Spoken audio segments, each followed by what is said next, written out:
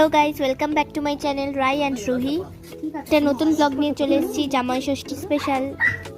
আমরা মামার বাড়ি চলেও এসেছি। দিদুন ষষ্ঠীর সুতো পরাচ্ছে পাপানকে। এবার আমরা খাওয়া দাওয়া করব।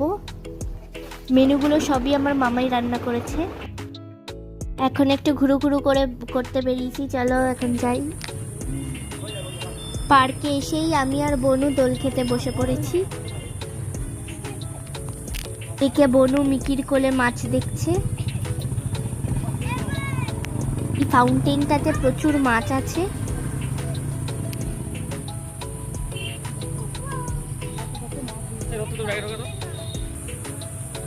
ওই ফাউন্টেনটার সামনে থেকে কিছুতেই আসতে চাইছে না, ওখানে মাছ দেখতে ব্যস্ত।